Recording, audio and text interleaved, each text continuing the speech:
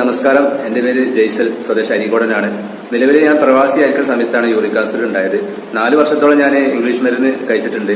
അങ്ങനെ സൗദിയിൽ പണിയെടുക്കുന്ന സമയത്താണ് എനിക്ക് യൂറിക് ആസിഡ് തുടങ്ങിയത്. അവിടെ ഒരു ഹോട്ടൽ മേഖലയിൽ പണിയെടുത്തിരുന്നത്. അങ്ങനെ പണിയെടുക്കാൻ പറ്റാതെ അവിടെ ഷർഫിയ ജിദ്ദ, അവിടെ മലയാളി ഡോക്ടേഴ്സിന്റെ അടുത്ത് ഞാൻ 4 വർഷത്തോളം ഇംഗ്ലീഷ് മരുന്ന് കഴിച്ചിട്ടുണ്ട്. അങ്ങനെ ഇത് മാറുന്നില്ല. അങ്ങനെ ക്യാൻസർ ചെയ്ത് നാട്ടിൽ വന്ന സമയത്ത് എന്റെ ഒരു ഫാമിലി ഒരു അമ്മായി മുഖേനയാണ് ഞാൻ ഇൻഡസ്ട്രീവ എന്ന കമ്പനീന്റെ ഐപ്പൾസ് എന്ന പ്രൊഡക്റ്റ് ഞാൻ പരിചയപ്പെട്ടു. ഐപ്പൾസ് എന്നോട് പറഞ്ഞത് 4 മാസം 8 ബോക്സെങ്കിലും കഴിക്കണം എന്ന് പറഞ്ഞു. അങ്ങനെ ഞാനൊരു ഏകദേശം ഒരു 5 ബോക്സിന്റെ അടുത്ത് കഴിച്ചിട്ടുണ്ട്. ഏകദേശം 2.5 മാസം 5 ബോക്സ് 2.5 മാസമാണ് ഉപയോഗിച്ചിട്ടുള്ളത്. അപ്പൊ യൂറിക് ആസിഡ് പൂർണ്ണമായിട്ട് മാറി, മെഡിസിൻ ഒക്കെ ഒഴിവാക്കി. ഇപ്പൊ 1 വർഷത്തിന് മുകളിലായി മെഡിസിൻ ഒന്നും കഴിക്കുന്നില്ല. ഇപ്പൊ ഞാൻ ഒരുപാട് സുഹൃത്തുക്കൾക്കും ബന്ധുക്കൾക്കൊക്കെ ഞാനിത് സജസ്റ്റ് ചെയ്തിട്ടുണ്ട്. പിന്നെ എനിക്ക് പറയാനുള്ളത് വെച്ചാൽ യൂറിക് ആസിഡ് നിസാര കേസല്ല.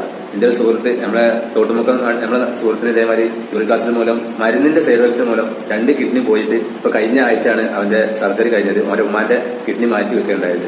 ഒരു മരുന്നിന്റെ സൈഡ്